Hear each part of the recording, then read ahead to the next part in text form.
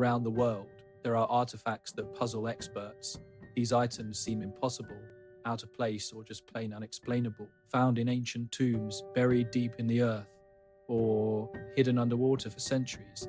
These mysterious relics hold on to their secrets tightly. Today, we're diving into 20 of history's most baffling artifacts. We'll look at perfectly crafted swords that have somehow stayed sharp and free of rust for thousands of years. There are strange ancient discs whose functions remain a mystery. Daggers made from meteorites, dusty scrolls filled with symbols we cannot decipher. There's even ancient technology that still confounds us. Each of these objects has sparked theories, debates, and endless attempts to uncover their true origin. We'll check out what makes these artifacts unique, strange, or just plain puzzling.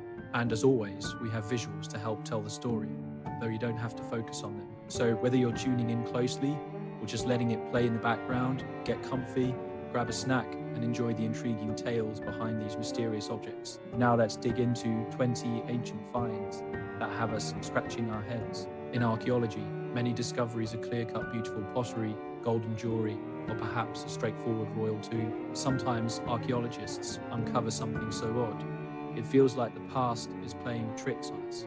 Take the Sabu disc, for example. This weird artifact has puzzled experts since it was found. The story kicks off in 1936, right in the heart of Egypt's desert. Walter Bryan Emery was digging into the tomb of Prince Sabu, a nobleman from around 3100 to 3000 BC during Egypt's early dynastic period. Emery and his team carefully cleared the sand and debris, making their way into the tomb bit by bit.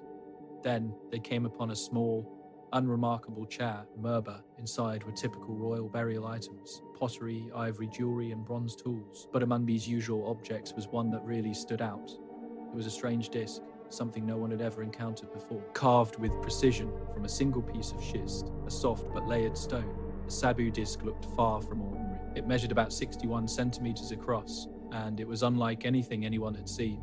It was surprisingly light and delicate, especially given that it was made of stone. But what really caught the eye was its unusual shape.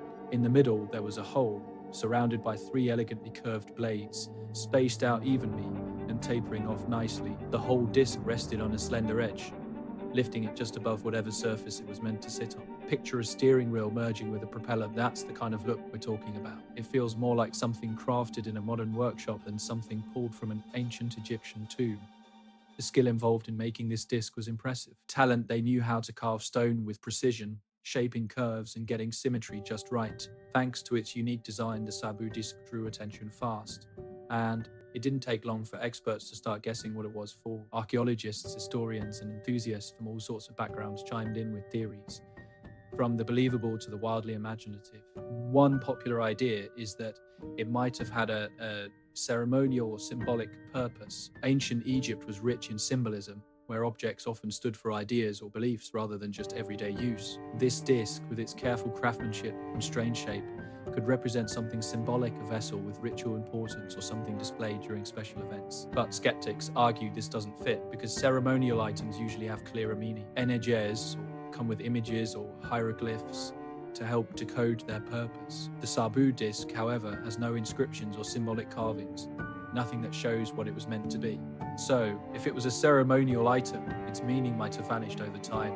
This lack of clear symbolism has led some experts to think it might have had a more practical use. Maybe it was part of some mechanical device. Its balanced shape and blades do make it look a bit like a fan or propeller. Those who support this idea think it could have connected to a central axle, spinning as part of an ancient machine for mixing or ventilating air. It's a captivating thought, though it faces challenges when we consider the historical context. So far, there haven't been any mechanical devices or similar spinning items found from such an early time in ancient Egypt. This leaves the idea pretty much up in the air. Some archaeologists think it might just be a decorative piece, like a showy object made by a skilled artisan to show off wealth or status. The ancient Egyptians loved making things for their beauty or as symbols of power, even if they weren't really useful for anything. But critics raise a point. Why invest so much effort into something so complex, so finely crafted, just for decoration? The intricate design seems a bit overkill for something that would just sit on a shelf or decorate a tomb. Adding to the mystery, modern engineers and stone carvers have tried to replicate the disc using only ancient methods and tools. They found that crafting something like the Sabu disc is no easy feat. Getting those perfect curves, consistent thickness, and overall balance is tough, even with today's gear. This suggests early Egyptian artisans had skills and techniques that were likely far more advanced than we've ever realized. Right now, the Sabu disc sits in the Egyptian Museum in Cairo, catching the eye of visitors while also leaving them scratching their heads.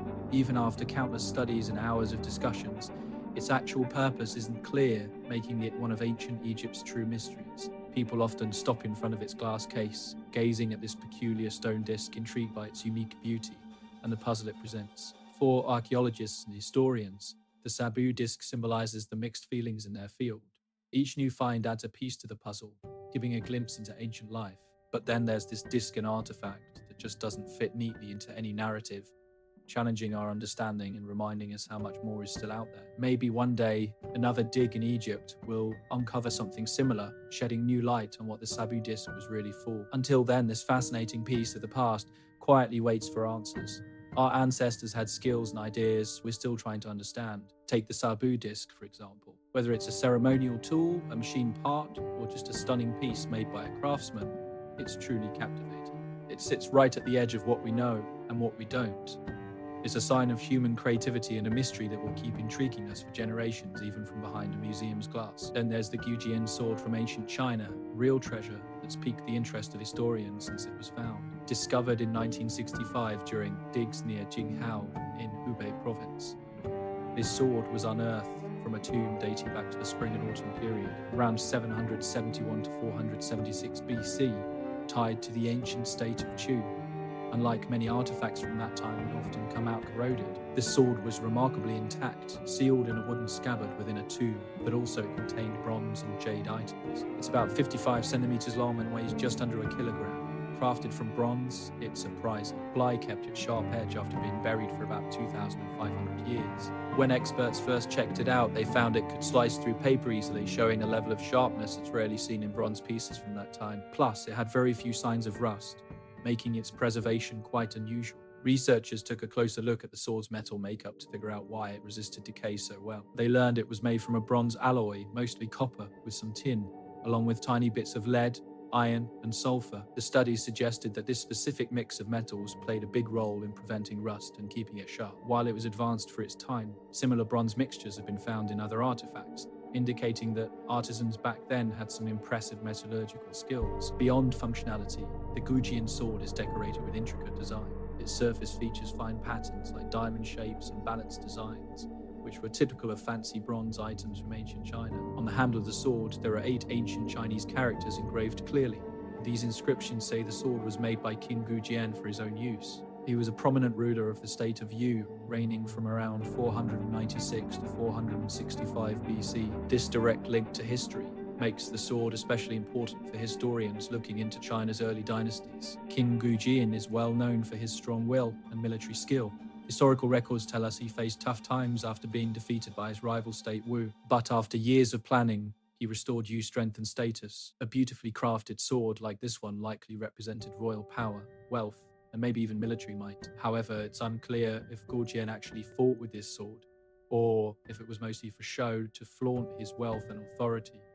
In the grand scheme of ancient Chinese weaponry, the Gujian sword is similar to other bronze blades found in tombs from that time. High-status burials often had finely made weapons included to reflect the rank of the person buried. Looking at other swords from that era, it's clear that the exceptional condition of the Gujian sword is likely due to being buried in a special environment. The wooden scabbard was tightly sealed, and the conditions inside the tomb helped keep it safe from moisture and air. The ancient techniques used to create this sword are still partly a mystery, but experts agree that the artisans were highly skilled. Bronze smiths back then knew how to manipulate alloys, carefully managing furnace temperatures and mixing metals to create strong, lasting tools and weapons. While modern technology could reproduce the sword's composition, researchers are still amazed by the precision and detail achieved by these ancient craftsmen who worked by hand. Now, the Gujian sword is on display at the Hupu Provincial Museum, kept in specific conditions to protect it. Visitors can see it behind protective glass, allowing them to admire this piece of Chinese history up close. The sword is remarkable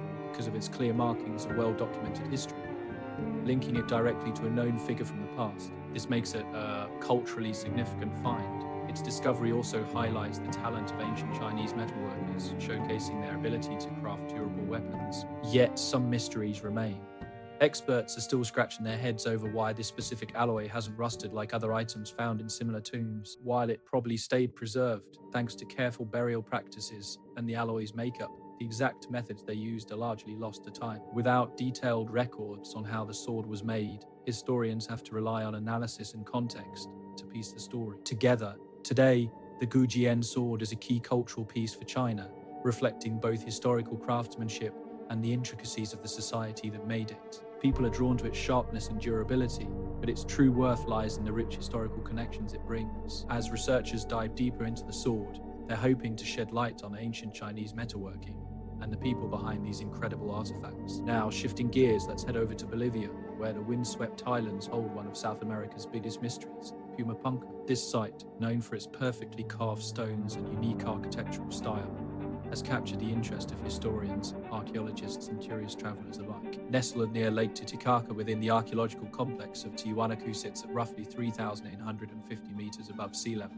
Its name translates to door of the puma in the local Aymara language, though the reasons behind that name are still unclear. While Tiwanaku is a popular tourist hotspot filled with tours and photo ops, Pumapunku quietly charms visitors with its incredible stonework and the many historical questions it raises. Modern researchers first took notice of Pumapunku in the early 1900s. Although locals knew about it long before, archaeologists quickly figured out that this place was anything but ordinary. Pumapunku stands out from typical pre-Columbian structures, which were mainly made of softer stones or sun-dried bricks. This site uses massive stone blocks, intricately carved from incredibly hard sandstone. Some of these blocks weigh several tons, with some going beyond 100 tons. This raises a big question. How did the ancient builders move and shape these colossal stones? What really catches the eye at Pumapunku is the incredible precision of the stonework. Many stones have perfectly straight edges, right angle, and even grooves and holes carved with astonishing accuracy. Visitors often comment that these blocks look like they were cut with modern tools. In fact, today's stonecutters and engineers are amazed by the craftsmanship here, noting how tough it is to achieve such precision with the technology believed to be available back then. This level of skill presents quite a puzzle to historians. The Tiwanaku civilization, which thrived from about 500 to 950 AD, is usually credited with building Pumapunku. During its height, the Tiwanaku culture was advanced, known for its farming innovations, skilled pottery, and impressive ceremonial sites. But there are no surviving records explaining how they built it, making it tough to figure out how they managed such accuracy. This uncertainty has led to various theories, some based on archaeology, others more speculative. Conventional archaeologists think that the Tiwanaku people used a mix of hand tools made from copper and bronze. They likely employed abrasives like sand to carefully shape the stones. Large groups of workers might have used ropes, ramps, and sledges to move and position these heavy blocks. Such a task demanded careful planning and organization, possibly taking years to complete. Still, other theories pop up because of the seemingly impossible precision of the stone cutting. Some suggest that Pumapunku could hint at lost ancient technologies or forgotten methods that faded away with the downfall of the Tiwanaku civilization. While these ideas often spark interest, they lack strong archaeological support, leaving scholars divided on how credible they are. The unique style and arrangement of the stones also add to the intrigue.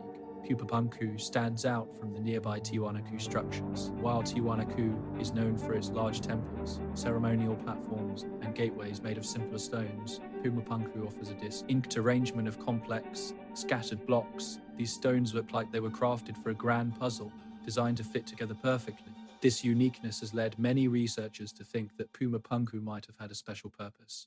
But honestly, what that purpose was still isn't clear. Archaeologists have tossed around a bunch of possibilities, like it being a royal palace, a ceremonial site, an astronomical observatory, or even a symbolically rich religious area. Many stones here display geometric patterns and detailed carvings that might be symbols or early forms of communication, although no one has figured out what they really mean. The sudden abandonment of Pumapunku deepens the mystery. Around the 10th century, the Tiwanaku civilization mysteriously fell apart, leaving behind unfinished buildings and deserted towns. Experts point to climate change, drought, internal strife, and dwindling resources as likely reasons for this collapse. But without solid historical records, nailing down the exact cause is tough. Today, when you visit Pumapunku, you'll see half-finished stone blocks and scattered materials, silent reminders of construction that just stopped. Culturally, Pumapunku is a big deal in Bolivia. It's recognized as a heritage site, that highlights the impressive engineering and organization of pre-Columbian societies. The stones inspire pride in Bolivia's indigenous achievements and resonate deeply in contemporary culture. The Bolivian government and various cultural groups are actively working to safeguard and maintain the site, ensuring it remains a point of study and appreciation. Plus, its mysteries draw attention from around the world. Documentaries, books, and online discussions abound, all sharing different theories and viewpoints. While some ideas might sound far-fetched, they reflect our natural curiosity. Inspired by these incredible stone structures, people have been captivated, and their curiosity has kept growing. When we compare Pumapunku to other famous ancient sites around the world, we notice both similarities and unique features that give us important context. For example, sites like Stonehenge in England and the massive stone walls at Sakai Juan in Peru also demonstrated amazing engineering and teamwork. But Pumapunku really shines with its complex, machine-like precision and its modular design, making it stand out among other remarkable ancient places. Modern technology like laser scanning and detailed archaeological surveys has brought more understanding but hasn't answered all the questions yet. Researchers using these cutting-edge methods have confirmed how precise Pumapunku's stone carvings are. Still, they struggle to explain how such accuracy was even possible. As archaeologists continue to dig and study Pumapunku and the larger Tiwanaku area, they hold on to hope of finding more clues to crack its mysteries. For now, this stunning Bolivian site keeps enchanting everyone, from serious scholars to curious tourists. Each one shares the same urge to learn how and why these ancient stones were shaped, put together, and then left behind. Now let's shift our focus from the high-altitude secrets of Bolivia and journey across the Atlantic to central Germany. Here, beneath the hills and farmland, archaeologists discovered one of the most fascinating Bronze Age finds ever, the Nebra sky disk. Unlike giant stone monuments, the real importance of this disk comes from its detailed portrayal of celestial bodies and the mysteries tied to its origin and purpose. Back in 1999, treasure hunters with metal detectors were scouring the Zagala forest close to Nebra in Saxony-Anhalt, Germany. Instead of finding old coins or common metal items, they stumbled upon something much more unusual, buried above. UT 30 centimeters deep was a strange bronze disc, about 32 centimeters wide, covered in sparkling gold symbols. The disc quickly made its way onto the black market, quietly changing hands among antiquity dealers. Thankfully, in 2002, authorities stepped in, recovering it through a well-planned sting operation in Basel, Switzerland. Once researchers got their hands on it, they quickly realized this wasn't just any Bronze Age artifact. It was truly exceptional. The Nebra sky disk is stunning to look at. It's mostly made of bronze and features gold inlays that depict celestial symbols. The most eye-catching are a crescent moon and what looks like either a full moon or the sun. Round these are gold dots representing stars, along with two gold bands running along the edges. The way these symbols are arranged seems deliberate, suggesting they were meant to share specific information rather than just being pretty designs. When astronomers studied the disk carefully, they found something surprising. Its celestial portrayal was incredibly accurate. The symbols mirrored what we know about the night sky in Central Europe about 3,600 years ago. The crescent and the nearby moon or suncho lunar phases, while the scattered dots relate to well-known star constellations. One group of these dots is thought to represent the Pleiades, a star cluster that was crucial for ancient societies to track seasonal changes. This level of detail shows that the creators had impressive astronomical knowledge and skills, especially for their time. While Bronze Age cultures understood basic astronomy, the Nebra sky disk success they had a deeper understanding might have been used to mark important seasonal events like planting or harvest time. Some experts think it could even have served as an early calendar, a navigational aid, or a tool for ceremonial rituals connected to celestial NTS. Understanding the disk's true purpose is tricky because there are no written records that come with it. Many archaeologists believe it had ceremonial uses possibly related to agricultural cycles. The alignments on the disk match with solstices and equinoxes, critical times for farming societies where ceremonies celebrating crop production and seasonal changes were common. However, other scholars think it may have had a navigational role. They suggest that ancient travelers might have used the disk as a way to guide themselves. With extensive trade networks across Europe during the Bronze Age, celestial navigation would have been quite practical. The disk's portability adds to its potential usefulness. The precise way the stars are shown adds credibility to this idea. It's also worth noting it could have been used for education. Ancient cultures often relied on storytelling and visuals to share essential knowledge about farming, hunting, and survival. The Nebra sky disk might have been a tool for teaching kids about how celestial bodies move, making it easy for them to understand. Its clear symbolism would have made teaching more effective, helping to keep this astronomical knowledge alive for future generations. But the discussions about the Nebra sky disk go beyond just its purpose. Since it was found, people have questioned if it's real and how old it really is. Early tests suggested that related artifacts date back to around 1600 BCEC, strongly pointing to a Bronze Age origin. Yet, some skeptics believe the disk's unusual condition and unique designs hint that it could have been made or altered more recently. They argue that it's quite sophisticated compared to other artifacts from that time, which usually featured less complex star representations like simple carvings or stone circles. Such a detailed metal object raises doubts. For some, still, in-depth studies of the materials have confirmed its ancient roots. Chemical tests showed that the bronze and gold used in it match what's known from Bronze Age mining and metalworking in that area. Furthermore, other artifacts found next to the disc, like bronze swords, axes, and bracelets, have also been dated to the same era, lending even more credibility to its authenticity. Later archaeological digs at the original site have also backed up its historical significance. Today, the Nebra sky disk is housed in the State Museum of Prehistory in Halle, Germany. It is displayed behind glass that's lit just right to showcase its delicate gold details. This disc has become a cultural icon, representing the incredible knowledge and skills of the Bronze Age. It features prominently in exhibitions and educational programs, highlighting its vital role in understanding early societies in Europe. The Nebra sky disk is often compared to other important ancient sky-related artifacts from around the globe. It's similar to the Antikythera mechanism found off the coast of Greece. Both objects suggest that ancient civilizations had a surprisingly advanced understanding of astronomy. They tell us that celestial observation wasn't just limited to Egypt or Mesopotamia. Despite thorough research and careful handling, some mysteries about the disk still persist. For example, who made it?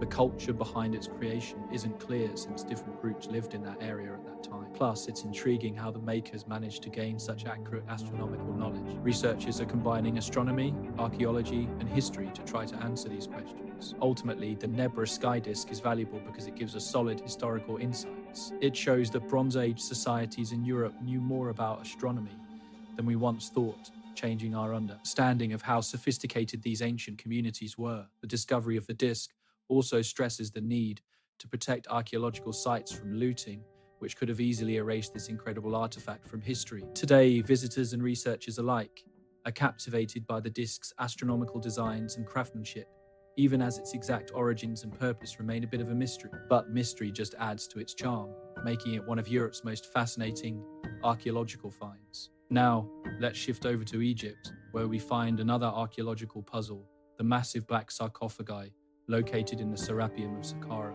This site, near the step pyramid of Djoser, consists of a series of underground tunnels and chambers carved into solid rock, specifically to hold these giant granite coffins. Since its discovery in 1850, this underground network has intrigued archaeologists and visitors alike, mainly due to the impressive scale, complexity, and precision of the sarcophagi housed within. Archaeologist Auguste Marot was on the hunt for ancient Egyptian treasures when he found a strange path lined with sphinxes. This path led him straight to a hidden underground complex. As he and his team dug deeper, they made one of the most incredible discoveries in Egyptian archaeology: 24 massive sarcophagi carved from solid blocks of granite or basalt. Each one weighed between 60 and over 100 tons. What caught everyone's attention wasn't just how big these coffins were, but how beautifully crafted they were. They had perfect symmetry and were polished to a shine, looking like they had been made with modern tools. The lids, some weighing up to 30 tons, fit so tightly on the sarcophagi that you couldn't slip even a piece of paper between them. Historians quickly recognized this place, called the Serapeum, as a burial site for the sacred Apis bulls. These bulls were honored in ancient Egypt as a form of the god Ptah. When they died, they were mummified and buried with great ceremony. First, archaeologists thought the gigantic sarcophagi were just elaborate tombs for these sacred animals, but when they opened a few, they found them empty. No bull remains, no inscriptions, no offerings that are usually found in Egyptian tombs. This emptiness sparked debates among Egyptologists and historians about what these giant sarcophagi were really for. Some believe they were intended for ceremonial burials. They argue that the emptiness could be due to ancient tomb robbers, or maybe the sarcophagi were symbolic, representing a link between the bulls and the divine. But this explanation doesn't answer all the questions. Critics of this theory point out some puzzling detail. The precision of these sarcophagi is far beyond what you'd don't see in regular ceremonial artifacts. Egyptian craftsmen were skilled, no doubt, but the high level of symmetry and polish here is even more advanced than the most sophisticated ancient tombs. Additionally, the logistics of transporting and placing these massive structures raise more questions. These huge stone coffins come with some serious logistical challenges. Some of these sarcophagi weigh over 100 tons. Moving them through tight underground hallways and placing them just right in their chambers took techniques and engineering skills that still puzzle us today.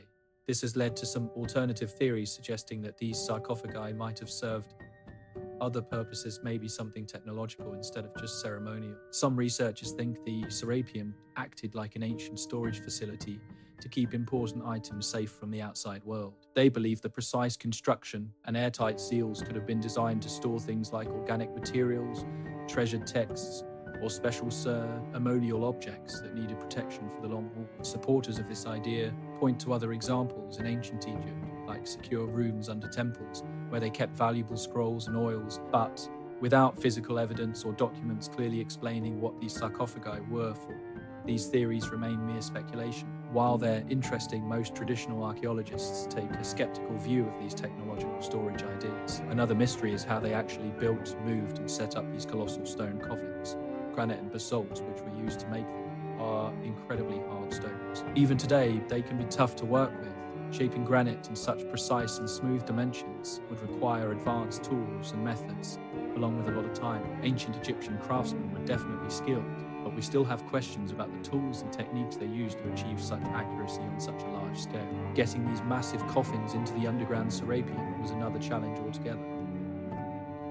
The hallways in there are narrow, winding, and sometimes steep. Modern engineers believe that maneuvering objects this big would need sophisticated knowledge of logistics, mechanics, and teamwork. Egyptian records don't give much insight into how they did it, leaving historians to guess that they might have used ramps, levers, ropes, and rollers for transportation. Even so, replicating such an impressive task today would be a huge undertaking.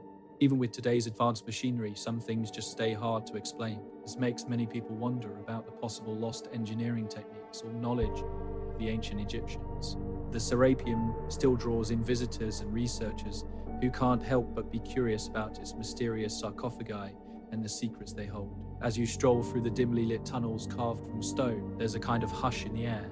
It's only broken by soft whispers of awe and the sound of footsteps bouncing off the walls. Both tourists and scholars can't help but admire the size, precision, and mystery that these coffins represent, feeling a deep respect for the ancient skill that went into their making. But the Serapeum isn't just an archaeological wonder. It shows us how much the ancient Egyptians honored the Apis bull as a symbol of their beliefs, showcasing the incredible lengths they went to in showing their devotion. The intricate design is also a lasting proof of the talent and sophistication found in ancient Egyptian craftsmanship. Even now, people are working hard to uncover the details behind how these massive sarcophagi were built and what they were meant for. With advanced imaging tech and non-invasive archaeology, researchers are on the hunt for hidden clues and overlooked inscriptions. Still, a lot remains a mystery, like who built the Serapeum, why they needed such incredible precision, and what these giant coffins were really for. In the end, the Saqqara Serapeum stands out as one of ancient Egypt's most captivating puzzles.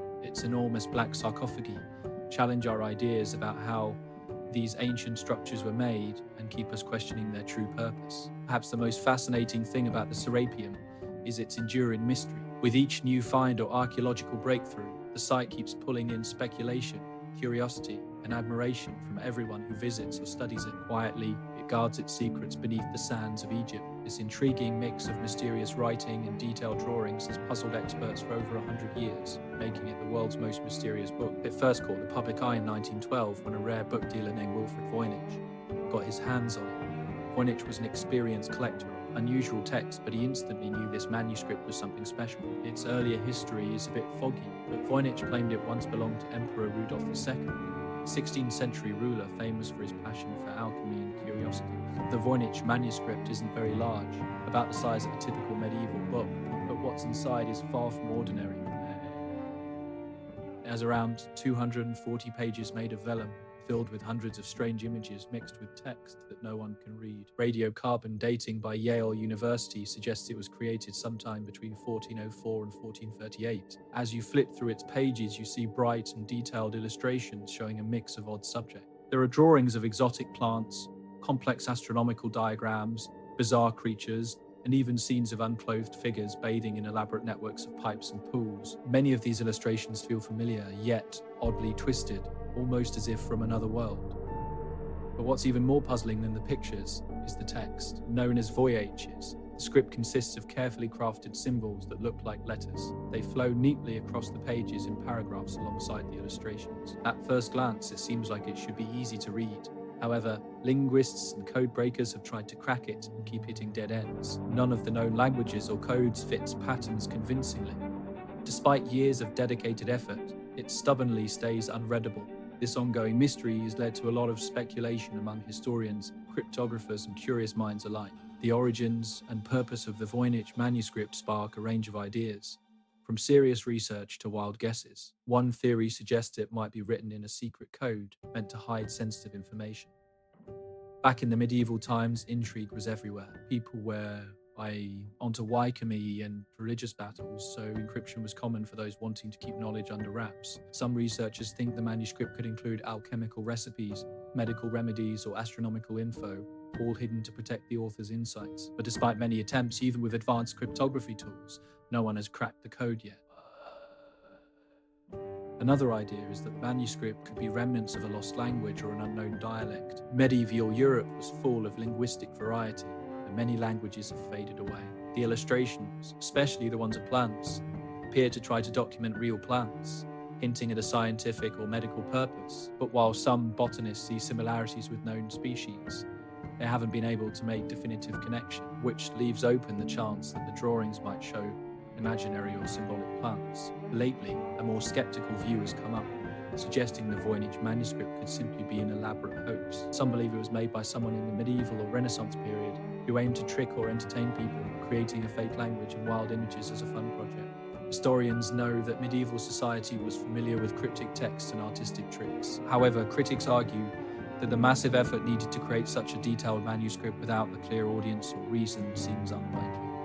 Every now and then, more colourful theories pop up, linking the manuscript to lost civilizations, aliens, or secret societies, but these often lack solid evidence and don't get as much serious attention from scholars. Still, they show how the manuscript continues to inspire fascination and wild speculation. Researchers today are hard at work trying to figure out the secrets of the Voynich manuscript. Recently, teams of experts in language, code breaking, and history have been using advanced decomputer techniques to dig into the text.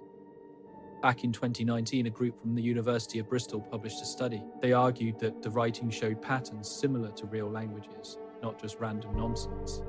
But even with this hopeful sign, a translation didn't come out of it. Then in 2020, a well-known German Egyptologist named Rainer Hannig garnered attention with his claim that the manuscript was written in Hebrew script using a complicated code that sparked a temporary boost in optimism. However, other scholars pointed out significant issues in his assertion, leaving the manuscript still a puzzle. With advancements in artificial intelligence and computational linguistics, researchers now have new tools to dive deep into the manuscript's language structure and patterns. Some research even suggests the writing behaves like real languages, showing consistent word frequencies and repeated structures. Yet, despite these encouraging signs, a clear translation remains out of reach for even the latest techniques. Today, the Voynich manuscript resides at Yale, kept safe in climate-controlled conditions. Curious scholars, amateur code breakers, and even a few conspiracy theorists flock to it. The Benia library gets countless inquiries, image requests, and suggested translations from all over the globe, proving how much this enigmatic text captivates imaginations. Interestingly, the manuscript is more than just a language puzzle. Culture Treasure, a first-hand example of medieval bookmaking, artistic style, and intellectual exploration. Detailed studies of its images provide incredible insights into medieval art, cultural symbols, and how people viewed the natural world. Whether its text will ever be cracked, the manuscript still gives us a fascinating glimpse into medieval thinking. As it stands, the Voynich manuscript continues to stir interest in research. Linguists, historians, and cryptographers often gather at conferences and workshops, all eager to uncover its hidden meanings. Digital scans and detailed photos are now easy to find online, making it possible for experts from all over the world to work together. Each year brings fresh ideas and analyses, giving us hope for answers. But even with all this research, some big questions still linger. Who made this manuscript, and for what reason? Is its text truly meaningful, or is it just nonsense? Can modern cryptography or computer analysis decode it? Where will it stay a mystery forever? Now, let's shift our focus back to Egypt. It's a civilization known for its incredible craftsmanship, especially when we look at their oldest artifacts. One of the most stunning examples is the pre-dynastic granite vases. These small but extraordinary pieces display an impressive level of skill and detail that seems way ahead of their time. Dating back around 5,000 years, long before the famous pyramids, many of these vases were found in tombs during excavations in the late 1800s and carefully placed with prominent nobles and elites. These beautiful stone vessels, made primarily from granite, diorite, and basalt, their delicate symmetry and flawless construction are striking, showcasing a precision usually seen in later historical periods. One standout aspect is their incredibly thin walls, often just a few millimeters thick. Considering the hardness of granite and similar stones, achieving such thinness without cracking would have taken immense skill. Even today, modern stone carvers using advanced power tools struggle to match the precision of these ancient works. This raises questions for many scholars. How did the ancient Egyptians create such remarkable craftsmanship with what we think were basic tools? Historians have carefully analyzed the ancient Egyptian toolkits and found copper chisels, stone mallets, and flint drills among the usual items. While copper tools can work well on softer stones, they would quickly wear out or bend when faced with granite and basalt. This discrepancy leaves us wondering how they accomplished such feats. The ability to make these delicate vases has sparked a lot of discussion among archaeologists and engineers. People often think that abrasive materials like sand or crushed quartz, paired with copper drill bits, were used to slowly carve out and smooth these tough stones. Recent experiments in archaeology have shed light on ancient methods. Modern researchers have managed to recreate these vases using simple copper tools along with abrasive sand and water, grinding down the hard stone bit by bit. But this careful and detailed work demands a lot of patience and skill. Even seasoned craftspeople today find it challenging to maintain the precise symmetry and thinness found in the original pre-dynastic vases. Now, why were these beautifully made objects created? Since they're often found in elite tombs, some archaeologists think they were mostly used for ceremonies. The ancient Egyptians believed strongly in the afterlife, often burying their dead with items meant to aid them in the next world. These stone vases may have held oils, perfumes, or other valuable substances serving as grave goods to show wealth and status. The delicate craftsmanship also reflected a deep respect for the deceased. The effort and resources that went into crafting these vases suggest they had significant cultural meaning, far beyond everyday use. Such finely made objects likely came with a hefty price tag, indicating their owners belonged to the upper class. Their presence in tombs supports the idea that they symbolized prestige and status, highlighting the importance of the individuals in their community. Yet, we can't ignore their practical uses. Ancient Egyptian society was well organized, and they thrived on trade and craftsmanship. The sturdy, non-porous nature of stone vases would have made them ideal for storing valuable liquids like perfumes, essential oils, or medicines. The Nile region was abundant in resources like oils and resins, which were highly prized both for everyday use and ceremonies. So, these vessels likely played a practical role in keeping and transporting valuable goods. Even when they were used practically, the stunning craftsmanship of these objects clearly showed they had a deeper purpose tied to status and symbolism. Just owning one of these items would signal wealth, influence, and sophistication. Picture an ancient Egyptian noble proudly showcasing these beautifully made vessels at social or religious events, subtly highlighting their standing to guests. What's intriguing about these early vases is their common shapes and designs, which suggest a standardized way of making them. Each vase may be hand-carved, but their similar sizes and proportions hint at a skilled group of artisans working together in ancient Egypt, way before we started keeping records. This implies there were specialized craftsmen or workshops, maybe even early guild-like setups, passing down their advanced skills through generations. Another fascinating aspect is how polished these vases are, and not just thin and symmetrical.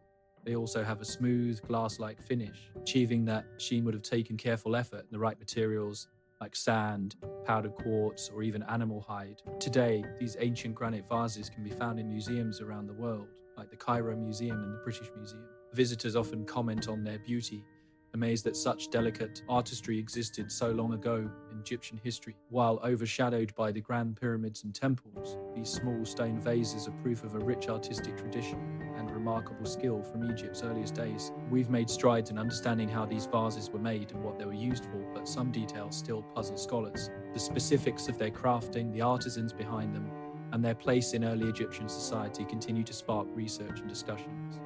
Regardless, there's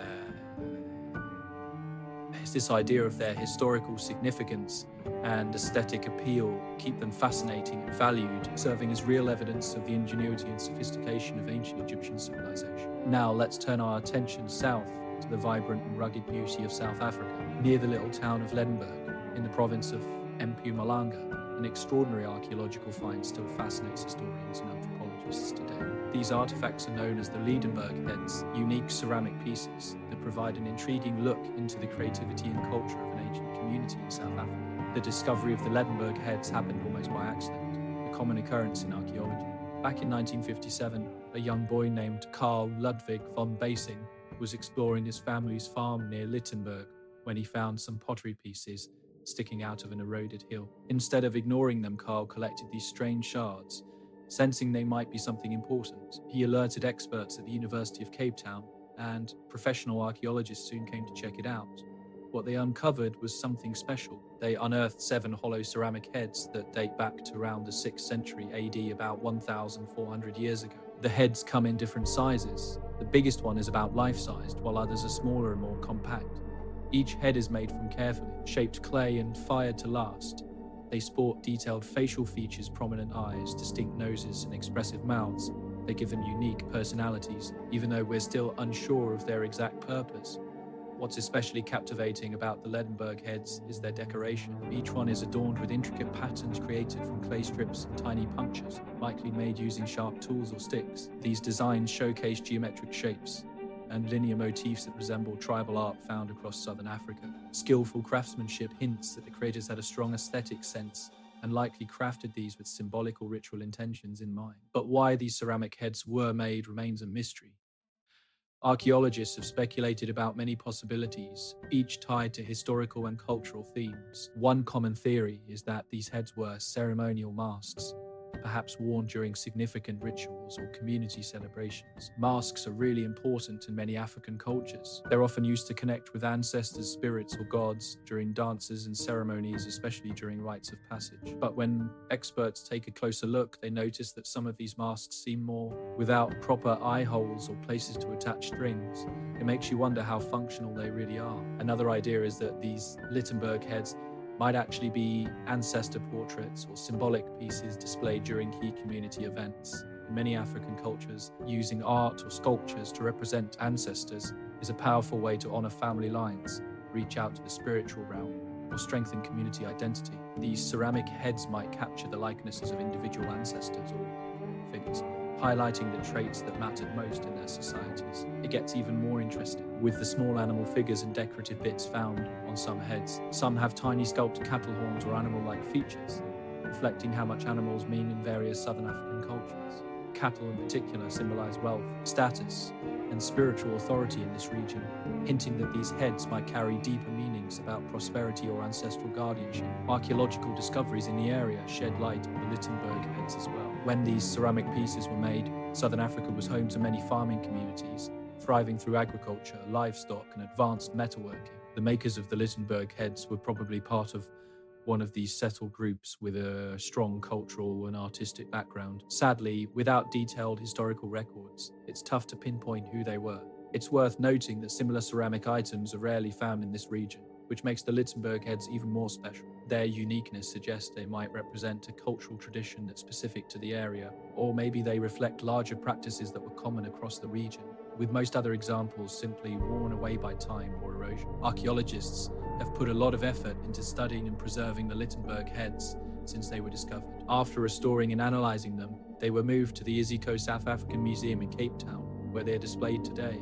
Visitors can now see these stunning ceramic pieces in specially controlled environments that protect their fragile clay from damage. They've become popular attractions, highlighting the rich artistic heritage of ancient South African cultures. Researchers are still looking into the Littenberg heads, using modern techniques to gain fresh insights.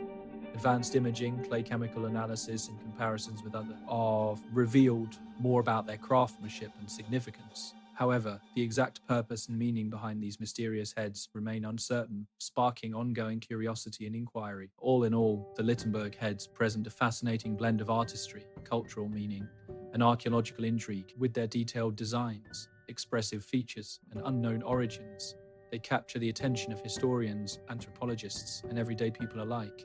While there's still a lot we don't know about who made them or how they were used, these ancient ceramic heads offer a real link to the creativity and traditions of early southern African societies. Now we shift our focus to Roman Europe, known for its roads, baths, gladiators, and impressive buildings. Among the many artifacts from this era, one object stands out as particularly puzzling: the Roman dodecahedron. Typically made of bronze and sometimes stone, these hollow geometric shapes of 12 flat pentagonal faces. Each face has a circular hole of different sizes, and small rounded knobs decorate the corners where the edges meet. They come in various sizes, from handheld to slightly larger ones. Despite their differences, their uniform design suggests they had a specific, purposeful use. Since the first discovery in the 18th century, around 100 of these strange objects have been found throughout the Roman Empire. They've been discovered in digs all over present-day countries like Germany, France, Switzerland, Belgium, Hungary, and even Great Britain. This suggests they were widely used across different Roman provinces. Yet, despite their widespread presence and consistent shapes, there's no record from Roman times that mentions them directly. This lack of documentation puzzles historians, especially since the Romans were known for keeping detailed records. They typically noted even the simplest items through inscriptions, official documents, or literature. The total absence of the dodecahedron in historical texts makes figuring out what they were for really challenging. It has led researchers and enthusiasts to consider many theories, ranging from practical uses to the outright whimsical. One popular idea is that these dodecahedrons were measuring tools, perhaps for craftsmen or architects. Supporters of this theory note the variously sized holes on each side, suggesting they could have gauged items like rods, pipes of different diameters. But there are critics who argue that the irregular shapes and sizes of these openings raise doubts about their accuracy as measuring tools. Others think these objects might have had a religious or ceremonial role instead. The Romans had a reputation for being superstitious, often consulting augurs, reading omens, and practicing divination. Could the dodecahedron have been a tool for priests or seers to predict the future? Maybe it was used in rituals with different faces or hole sizes symbolizing various outcomes or omens. It's a fascinating idea, but so far there's been no archaeological evidence to support any direct connection to rituals. No dodecahedron has been found in clear religious settings like temples or graves to back up this theory. Another practical approach sees the dodecahedrons as calendars or tools for tracking astronomical events. Some researchers think the configuration of holes and knobs might have helped to monitor celestial events like solstices, equinoxes, or star positions. The Romans had a deep understanding of astronomy, and they relied on precise calendars for farming, military efforts, and city planning. This makes it seem likely they used certain objects for astronomical purposes. But here's the catch: without any inscriptions, markings, or artifacts to back this up, we can only guess. Here's a more fun idea: what if these items were just old games or toys? Romans loved playing games, often using dice and small gadgets to pass the time. Could these dodecahedrons have been dice or parts of some long-lost game?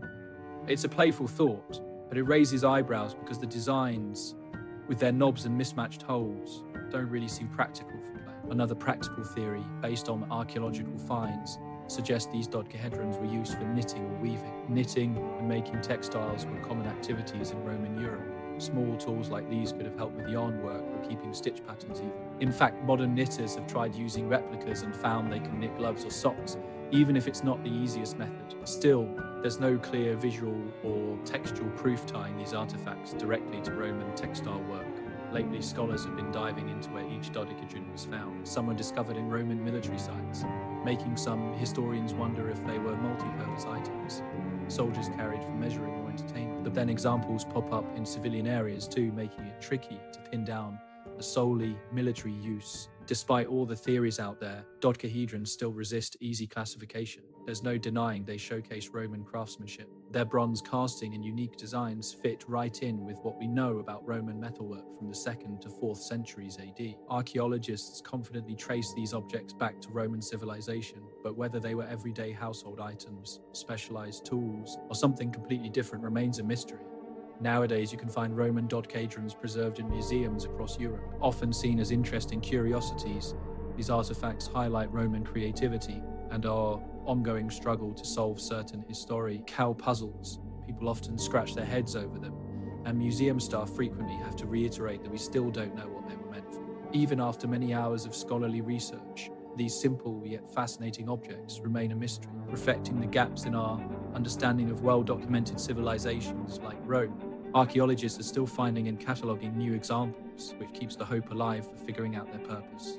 Maybe one day, Roman dodecahedron will be found in a setting that offers better clues, perhaps with tools, clothing, gaming pieces, or ritual objects that finally reveal their secret. For now, though, these mysterious Roman artifacts continue to be one of archaeology's quiet puzzles, sparking interest in scholars, visitors, and anyone who encounters their strange shape and stubborn mystery. Now, let's shift gears from the confusing geometry of Roman dodecahedrons to one of the oldest narratives about human survival, found etched in clay by the ancient Sumerians. This artifact, called the Zudra tablet, gives us a peek into the earliest known versions of a familiar tale, a great flood that nearly wipes out humanity and the one man chosen to survive. Zoidra, the central character, is often likened to Noah from the Bible. Both share striking similarities, such as a catastrophic flood, divine warnings, and survival through building a big boat. However, Zoidra's story predates Noah's by several centuries, making the tablet an important piece of evidence for how entrenched the flood myth is in ancient Mesopotamian culture. The Zoidra narrative first surfaced from a broken clay tablet found during digs in the Sumerian city of Nippur, which is in modern Iraq. The tablet looks quite simple, inscribed with cuneiform and ancient wedge-shaped writing style used throughout Mesopotamia. When it was first discovered, the fragmentar idea posed a challenge.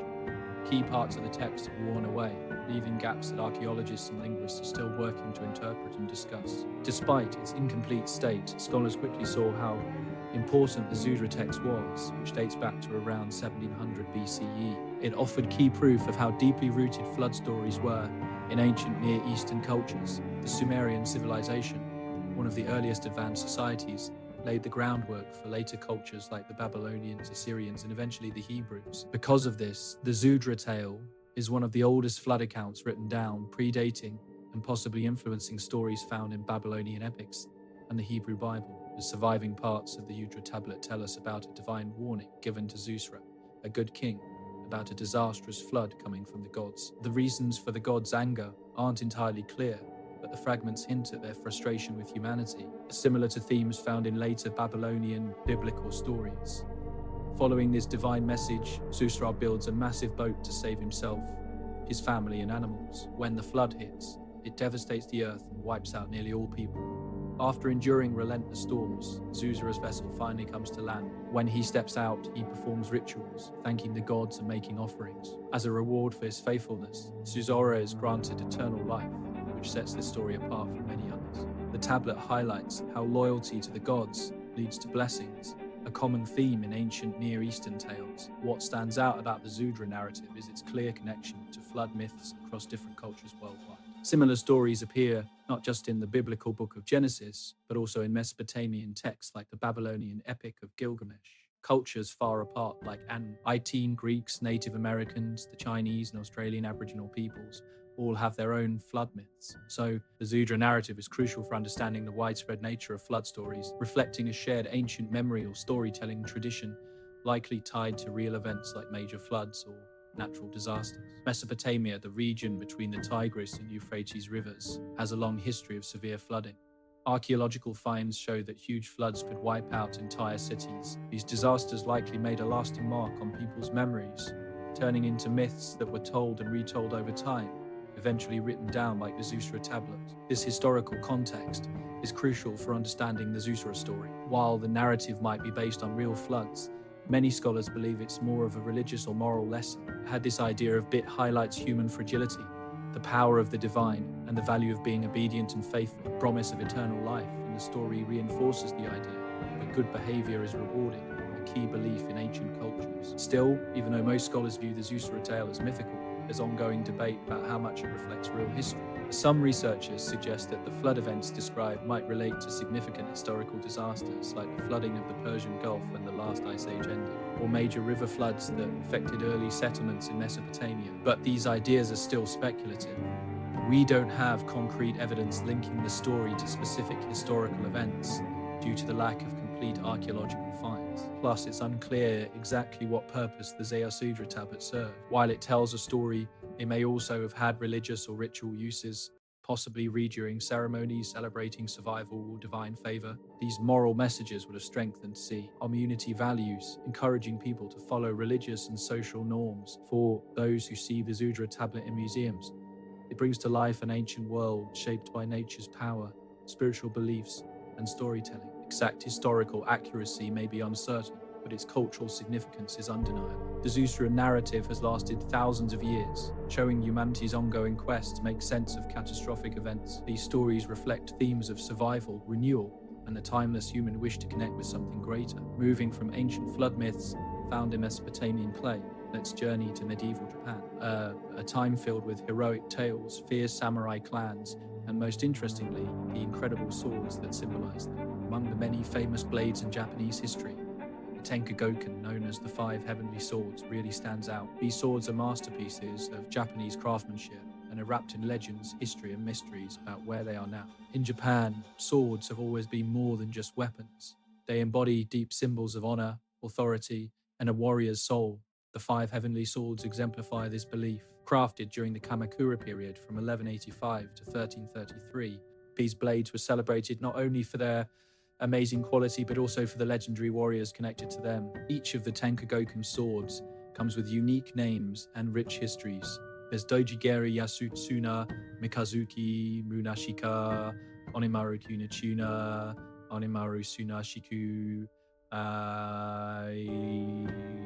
They were forged by some of the most respected swordsmiths in Japan, known for their artistry in making blades that are both beautiful and deadly. This era marked a golden age for Japanese swordmaking, with craftsmanship hitting new heights. Dojigeri Yasutsuna, the most famous of the five, is tied to an incredible tale. Legend has it that this sword, D, was used by the warrior Minamoto no Yorimitsu, better known as Raiko. He supposedly defeated the terrifying demon Shut Doji, who plagued the area around Kyoto with this sword. The name Dojigiri means Slayer of Doji, honoring its role in vanquishing the legendary demon. Today, it's preserved beautifully at the Tokyo National Museum, known for its perfect balance, elegant curve, and finely tempered blade. It showcases the careful craftsmanship of swordsmith Yasutsuna. Another celebrated sword from this group is Mikazuki Munachika. Its name, meaning crescent moon, reflects the graceful curve of its blade. This stunning piece was crafted by the master swordsmith Sanjo. Munachika was made during the late Heian period. This sword is regarded as one of the best traditional Japanese swords out there. It's admired for its understated yet striking look and incredible balance. Historically, Mikazuki Munachika was cherished by powerful families, handed down through generations of notable leaders and samurai clans in Japan. Nowadays, this legendary sword is securely housed in Tokyo's National Museum, where it's carefully protected as a national treasure. Now, let's talk about Anamaru Kunitsuna, the demon sword. Comes with a vivid backstory. Crafted by the famous swordsmith Kunitsuna, this blade was famously wielded by Hojo Tokimasa, a significant region from the Kamakura shogunate. Legend has it that Tokimasa earned its fearsome name after using it to fend off evil spirits that disturbed his knights. This story gave the sword a deep cultural significance, symbolizing its power to conquer evil. It was prized not just for its fighting ability, but also as a protective charm. Despite its fame, no one really knows where Anamaru Kunitsuna is now. Some historians think it might be lost or destroyed, or perhaps it's in the hands of a private collector. Next up is Jeizumaru Tsugo, created by the legendary smith Tsunetsugo. This sword has ties to Nichiren, a powerful Buddhist priest who founded Nichiren Buddhism in Japan in the 13th century. The name Jumaru comes from Buddhist prayer beads, signifying spiritual protection and purity. Nichiren himself is said to have used this blade as a spiritual tool instead of a weapon, boosting its symbolic value. Today, you can find the sword preserved at the Onkoji Temple, closely linked to the Nichiren Buddhist tradition, attracting visitors fascinated by its spiritual importance. Finally, there's a Denta Mitsuya, possibly the most mysterious of the five heavenly swords. This blade was forged by Mitsuyo, a well-known smith, celebrated for making strong, high-quality swords. It became famous through its association with notable historical figures. One such figure was Maeda Toshiya, a powerful feudal lord during the Sengoku period, who reportedly owned this sword. Records show that Odenta Mitsuyo was passed down through significant families, but its current location is still a mystery. Scholars debate whether it's kept in a private collection or if it's lost to time. Many of these swords have been lost forever because of historical events. The way these blades were made shows just how skilled Japanese swordsmiths were. Crafting a sword took weeks or even months. It involved carefully choosing the right steel, folding it just right, precise hammering, careful tempering, and skillful polishing. Each blade combined strength, flexibility, and sharpness, essential traits for samurai in battle. Japanese swords like the Tenkagen were more than tools for fighting. They were works of art, cultural symbols, and signs of status. Owning one boosted a warrior's reputation, linking them to legendary samurai and historic figures. Even today, people admire these blades, recognizing their historical and aesthetic importance. Their mystery adds to their appeal. Some swords, such as Dojiji and Yasutsuna, have been traced, but Onimaru Kunitsuna and Odinsuyo are still shrouded in mystery. Historical chaos, like civil wars and natural disasters, likely led to their disappearance. Some believe they are quietly held in private hands, while others think they were lost forever to destruction or bad luck. Today, the remaining Tenka-Goken swords are treasured national artifacts, protected in museums and temples, captivating historians, martial artists, and culture lovers alike. When displayed, they attract crowds who are in awe of their beauty and the stories they share. The lost swords continue to spark curiosity and speculation about where they might be.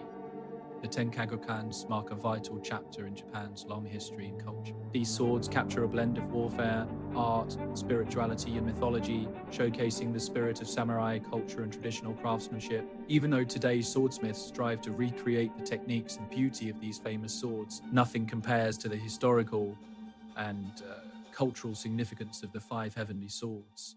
They serve as a reminder of incredible skill, discipline, and artistry. Japanese swordsmiths poured their hearts into their craft.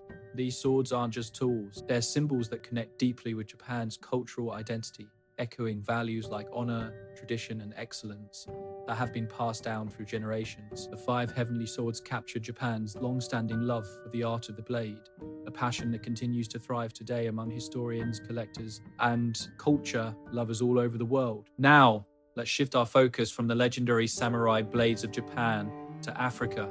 Specifically, we're heading to Nigeria and the intriguing yet often overlooked Nok culture, renowned for their unique terracotta sculptures. The Nok civilization thrived in central Nigeria roughly between 1500 BCE and 500 CE, making them one of the earliest known cultures in sub-Saharan Africa.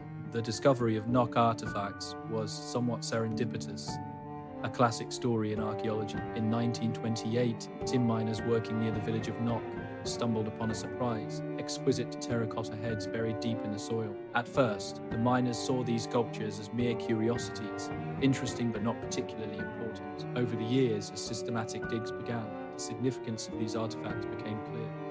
Nok sculptures are truly remarkable. They mostly portray human heads, busts, and occasionally full figures, featuring striking characteristics like almond-shaped eyes, broad noses, detailed hairstyles, and fancy jewelry. Calm expressions, while others display more mysterious or intense gazes. This range of emotions gives each sculpture a distinct personality, highlighting the artistic talent and skill of Nok artisans. While these artifacts are visually stunning, their importance goes beyond just looks. They offer a glimpse into the society that created them. Historically, the Nok civilization thrived in a resource-rich area, especially known for iron ore. Recent archaeological discoveries indicate that the Nok people were among the earliest iron smelters in sub-Saharan Africa, playing a crucial role in the region's progress and technological evolution. They used iron tools for farming, hunting, and everyday tasks. This helped the Nok people thrive for generations. Yet, despite clear signs of their skill and culture, there's still so much we don't know about them. Much of the evidence is scattered, making it tough for archaeologists to figure out how everything fit together. Many sculptures have been found alone and away from where they used to be, complicating our understanding of their purpose. Usually digs turn up random tools and items without clear links to specific buildings or important sites, leaving experts puzzled about what they originally meant. Some researchers think that some terracotta pieces might have been linked to religion, possibly representing ancestral spirits, gods, or respected community leaders. The unique designs, especially the pronounced facial features, might symbolize ideas of beauty, power, or status in their society. The detailed hairstyles and jewelry could also suggest a structured society where everyone's role was well defined. However, without writings or clear archaeological clues, these ideas are just theories, adding to the mystery. There aren't any signs that artists intentionally made holes in the figures, especially around the mouth, nose, and ears. This could mean they had a practical purpose, like letting air through during firing, or it might have had a deeper meaning tied to rituals or offerings. Unfortunately, we can't draw firm conclusions because of the missing archaeological context. Another captivating part of Nok culture is their advanced ironworking. Archaeologists dug up furnaces and slag from around 500 BCFE, showing they were smelting iron early on. This likely changed their agriculture, warfare, and daily activities, making the Nok influential in West Africa. Still, even with all this ironwork evidence, it's unclear how it impacted their culture or art, particularly their terracotta pieces. Interestingly, the Nok civilization seems to have vanished suddenly around 500 CE, leaving only a few scattered artifacts. There are several theories about why this society suddenly disappeared. Some historians think that environmental changes, like long droughts or shifts in the climate, could have pushed people to move or messed up their farming, leading to a collapse. Others suggest that fights within the community, disease outbreaks, or pressure from nearby tribes might have played a role, but so far there's not much solid evidence to back up any one theory. The sparse archaeological findings about Nok society raise more questions too. How did they keep their culture and economy thriving for so long? Their artwork stayed pretty consistent over the years, which points to a stable community with strong traditions. Still, even with their impressive terracotta sculptures and advanced ironwork, we don't know much about how they governed themselves, organized socially, or what they believed in religiously. The lack of written records or clear archaeological sites makes piecing together their history a challenge. In the past few decades, archaeologists have started using new techniques to learn more about Nok's culture. Excavations now incorporate advanced tools like remote sensing, detailed soil studies, and dating methods to better understand their settlements and artifacts. These efforts have shed light on things like where people lived and gathered, but many questions still linger. Today, Kano artifacts are carefully preserved and showcased in museums worldwide, especially in Nigeria's National Museum in Lagos. They carry significant cultural weight, showcasing some of the earliest examples of sub-Saharan African art and craftsmanship. The idea of acknowledging their importance as crucial parts of World Heritage has raised awareness and appreciation for Africa's ancient history and artistic contributions on a global scale. Additionally, it seems that Nok's artistic legacy may have lived on beyond their time. Researchers noticed similarities between Nok sculptures and later West African art, especially from Yoruba, Benin, and Igbo groups. This suggests that Nok's cultural and artistic influence could have shaped future generations, impacting West African artistic traditions. Yet, even with all this modern research, much about the Nok civilization remains a mystery, remains an intriguing puzzle from the past. The artifacts from this lost civilization are celebrated for their artistry, yet we still don't know who made them. With no written history and limited archaeological finds, historians and archaeologists are on a quest to gather clues, eager to uncover more about this captivating ancient society. Take the stunning terracotta sculptures of the Nok civilization in Africa, for example. Now, let's travel back across oceans to a remarkable find deep in the Mediterranean Sea. Off the coast of the small Greek island of Antioch, sponge divers came across something truly amazing.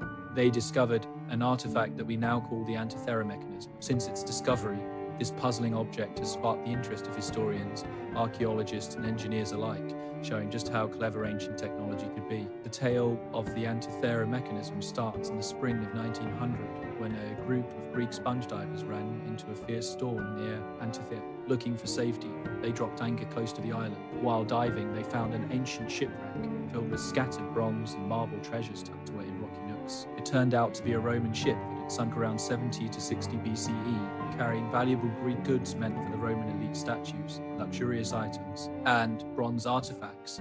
Among the things they retrieved, one object caught their attention. At first, it was just seen as a rusty hunk of bronze, but months later, researchers finally grasped its importance. When they took a closer look, they found complex gears, dials, and engravings hidden within that corroded lump. This wasn't just some decorative piece, it was a carefully designed and remarkable advanced machine.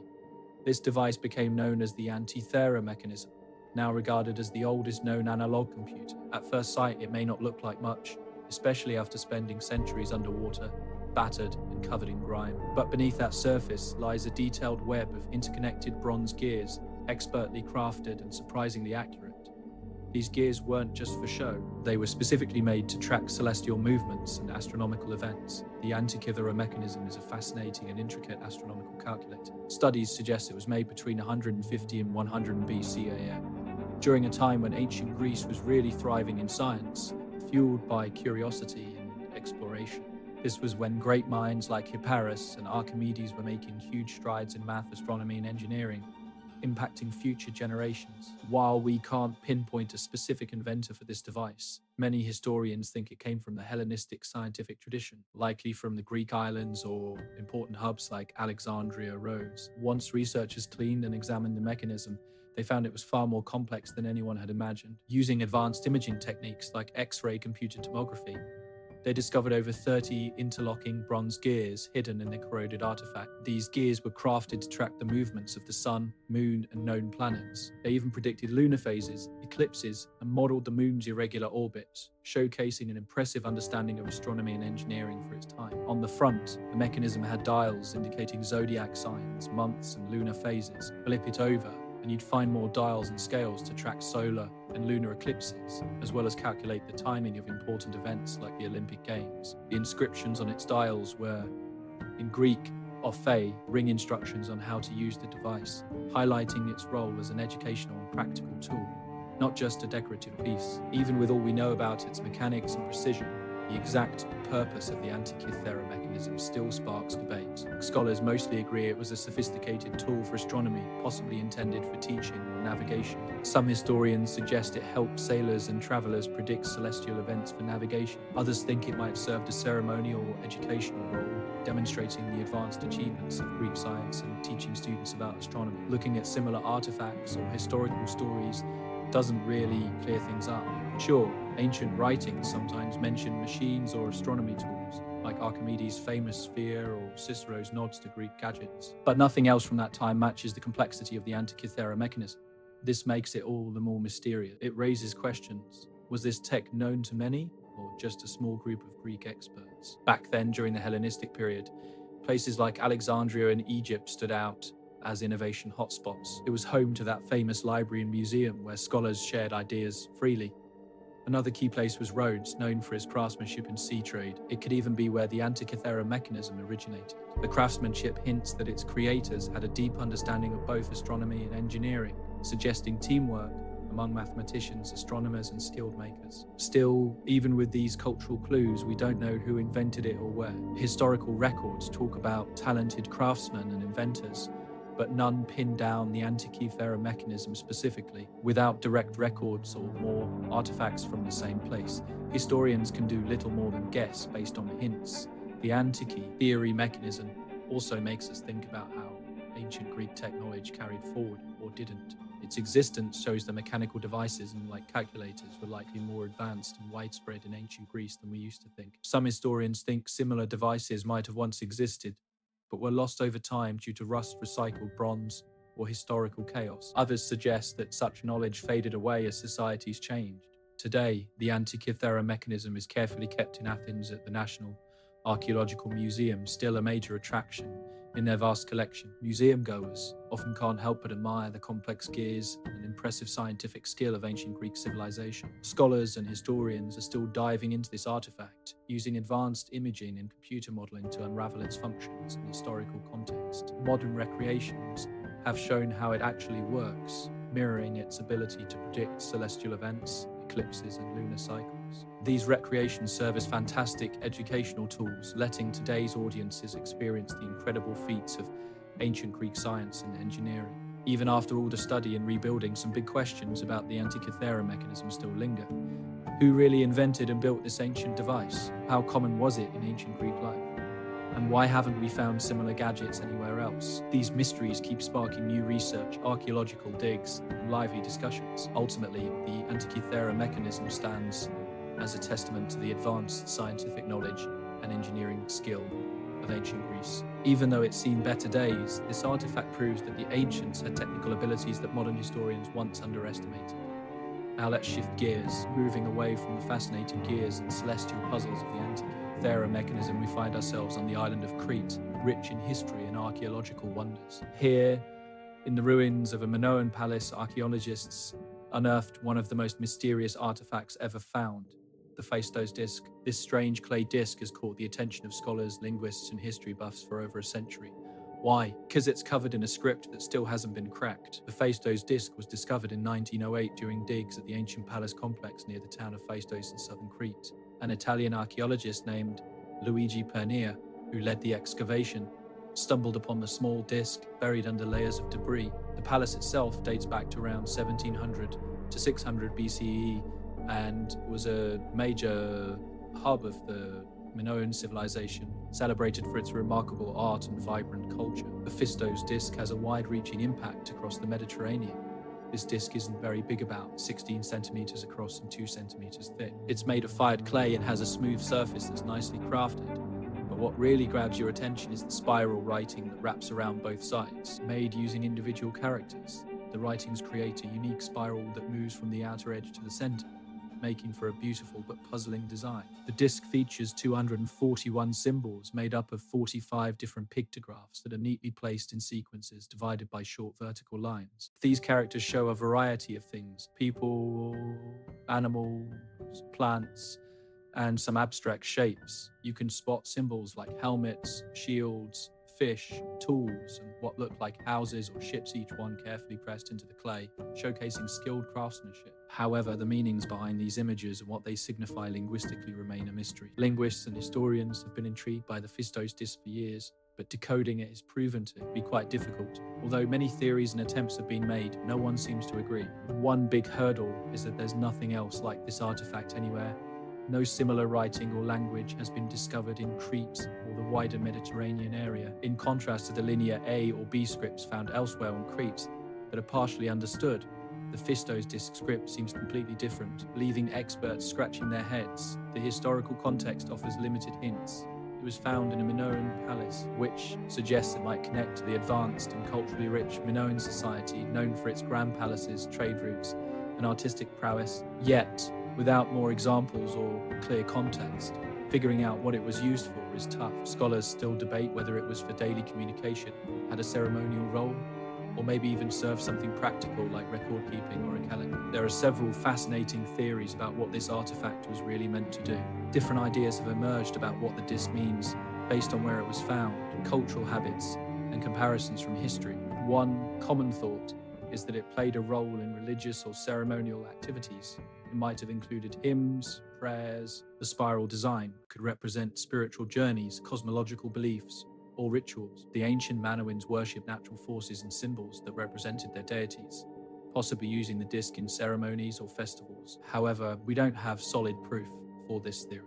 Another theory suggests the disc might have been a historical or administrative record. The stamped symbols could stand for names, places, or transactions, maybe capturing important events, trade deals, or tribute records. The presence of military symbols like helmets and shields hints at connections to warfare or administration. UT without more artifacts or inscriptions, this idea remains uncertain.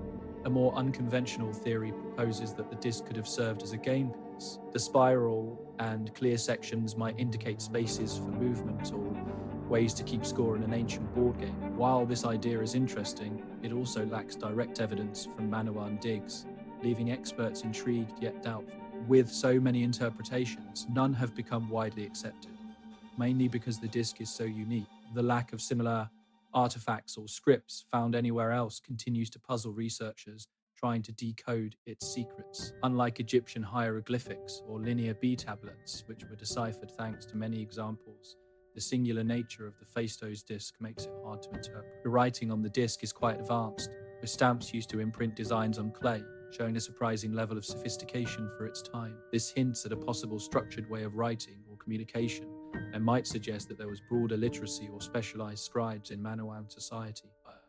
It also raises fascinating questions about why this kind of technology hasn't been found more commonly in archaeological sites. In recent years, many linguists and researchers have thrown out a variety of theories about the origins of certain ancient scripts. Some say it connects to the Anatolian languages or ancient Greek dialects, while others believe it might be tied to completely unknown writing systems from nearby cultures. There are even ideas that it represents syllabic symbols or could be from a language that's been lost to time.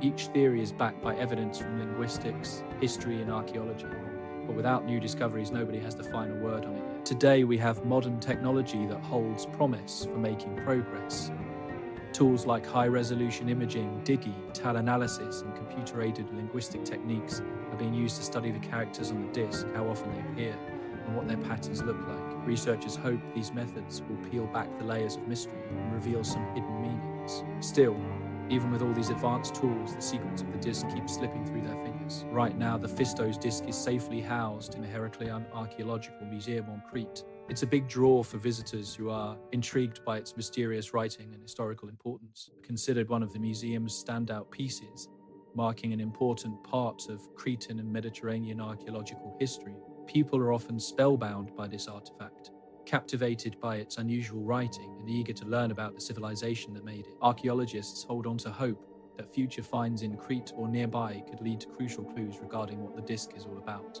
Discovering other artifacts or writings that match its script could give us essential context and maybe help us unlock its mysteries. For now, the Phistos disc stands out as a remarkable archaeological puzzle, captivating simply because it defies easy understanding. Even though the Phistos disc remains undeciphered, it still holds immense cultural and historical importance. It represents our ongoing fascination with mysterious artifacts and the languages that remain a mystery. Its spiral writing, puzzling symbols, and archaeological context provide us with valuable insights into the ancient Mediterranean world, reminding us of the creativity and complexity of past cultures like the Minoans. Let's focus on a Roman artifact that really baffles both historians and scientists. It's not the strange writing that stumps them, but rather its extraordinary physical traits. This fascinating piece, known as the Lirius Cup, was made in ancient Rome around the 4th century CE. What makes it so special among ancient glassware is its ability to dramatically change color when the lighting shifts. The cup first came to attention in the 19th century when French nobleman Lionel de Rothschild had it in his collection. We're not quite sure where it came from before Rothschild, but many believe it was dug up from Roman sites that were excavated back in the 18th century. Nowadays, it's on display in the British Museum, where it catches the eyes of visitors with its striking beauty and mysterious craftsmanship. At first look, the cup is a finely made Roman drinking vessel, about 16 centimeters tall, and features detailed carvings of the mythical King Lias. In Greek tales, Liarus was a king who dared to challenge the god Dionys, which led to his own downfall. The cup's intricate reliefs vividly show Liarus ensnared by grapevines, a fitting punishment for his arrogance. But what truly draws in scholars and museum goers alike is the cup's unique ability to change color. Under regular light, the Liarus cup appears opaque and jade green, beautifully adorned with details. However, when light shines through or from behind,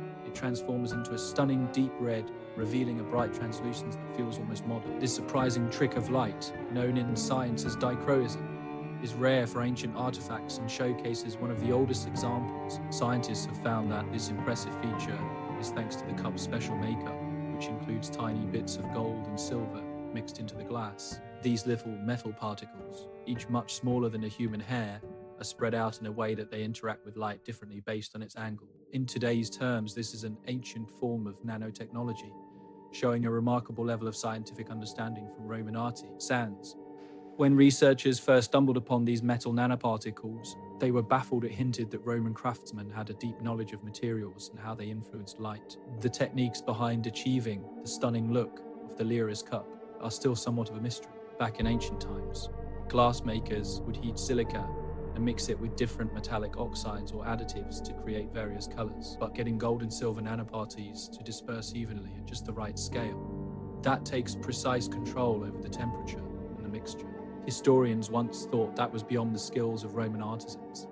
Records and artifacts show that Roman glassmakers were quite adventurous with colors. They crafted beautiful hues using minerals like copper, cobalt, and manganese. During the height of the Roman Empire, fancy glassware became popular, especially among the wealthy elite. Yet, most surviving Roman glass doesn't showcase the intricate nanoparticle technology seen in the Lirius cup, making this piece a real standout. This raises questions about how the Romans might have discovered or intentionally created this unique optical effect. Some researchers think it could have been an accidental find. Maybe these craftsmen noticed strange optical results when mixing certain materials, prompting them to refine their methods. Others believe it was a result of careful experimentation by skilled artisans who aimed to impress their affluent patrons with increasingly stunning decorative effects. Sadly, there aren't any historical records detailing the process or the creators, so modern historians have to rely on thought speculation. Cup's design, which shows Lirius facing punishment, might also hint at its cultural importance. Since Dioneus, the god Lyrus challenged,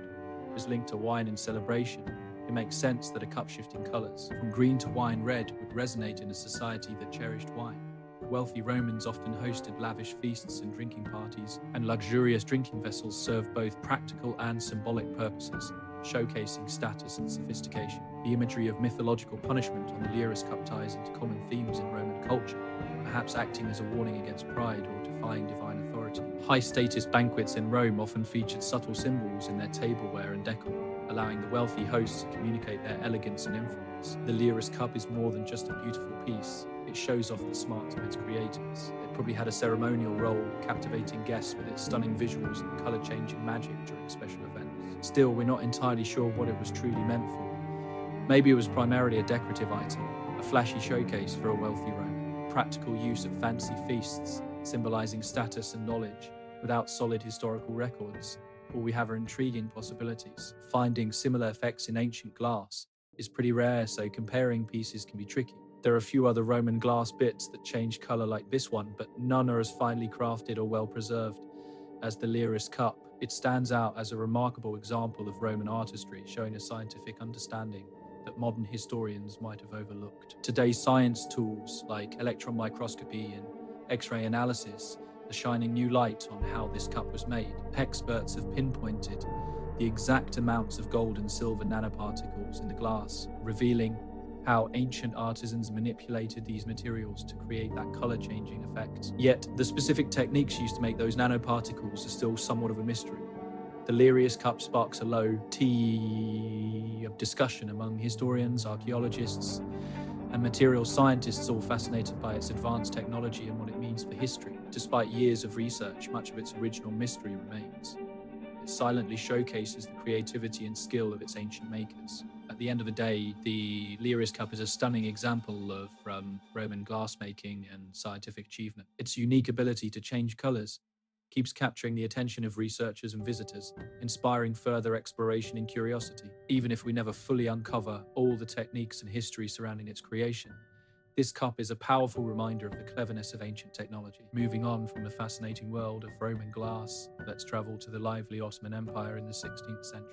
Picture bustling markets, impressive palaces, and busy sea trade routes. During this time, a cartographer named Piri Reis created a remarkable map that continues to leave historians and geographers intrigued. This famous Piri Reis map was drawn in 1513 by Ahmed Muhyiddin Piri, an Ottoman admiral, geographer, and talented mapmaker. The surviving part of this extraordinary map is made on gazelle skin parchment, measuring about 90 by 63 centimeters. It showcases sections of the Atlantic Ocean, the western coasts of Europe and Africa, the Caribbean, and notably the coastline of South America with surprising accuracy. Discovered in 1929 in the Topkapi Palace archives of Istanbul, this map was initially overlooked. However, scholars later recognized its importance and the detailed representation of regions that haven't been explored before. The existence of this map highlights the Ottoman Empire's keen interest in maritime exploration during the Age of Discovery. Although European expeditions were prevalent, the Ottomans and Arabic mapmaking traditions also played a significant role. Piri Reis himself mentioned that his map was a compilation from various older maps and nautical charts, drawing from both European and Arab sources. Even claimed that some of these sources dated back to the time of Alexander the Great. Unfortunately, those original maps have long disappeared, leaving historians curious about how Piri Reis gained such vast geographical knowledge. One striking feature of the Piri Reis map is its surprising accuracy in depicting coastlines and areas that were deemed unexplored or poorly documented.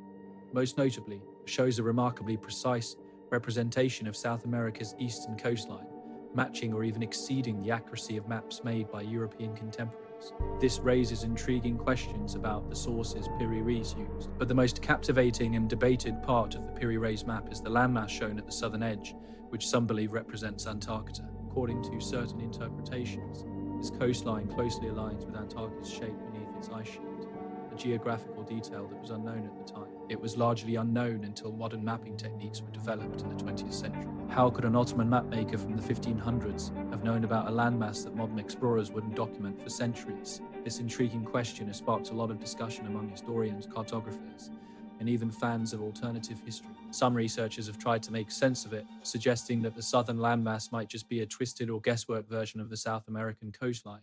This confusion could have come from mistakes in compiling various maps or misreading nautical logs from early voyages, like those of the Portuguese explorers. Still, even if that landmass is a misunderstanding, the map's other geographical details are impressively accurate, which keeps people interested in where it originally came from.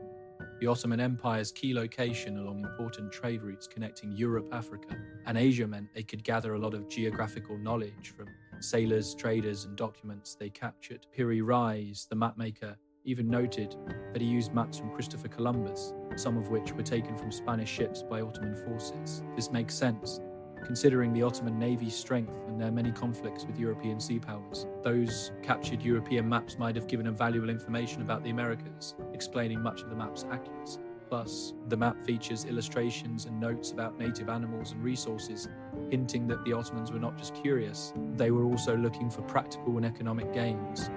Along with the coastal details, the map includes decorative drawings of parrots, monkeys, and mythical sea creatures, which reflect how fascinated people were with the exotic wildlife and trade possibilities of the New World. However, these reasonable theories haven't stopped wilder ideas from popping up. Some people believe that the map shows proof of advanced ancient civilizations that existed before we knew about human exploration. They suggest that Piri Reis must have had access to ancient maps created by societies with impressive navigational skills, like the lost civilization of Atlantis, or otherwise unknown ancient sailors. These theories are still quite popular in discussions about alternative history, but most historians are skeptical because there isn't much solid archaeological proof. When you line up the Piri Reis map with other maps from the same time, you can spot both similarities and some big differences. European maps from that era, like those by Mercator or Ortelius, often leaned on guesses or incomplete info, leading to some pretty warped images of the New World. The accuracy of certain coastlines on Piri Reis's map suggests he might have used better first-hand maritime accounts or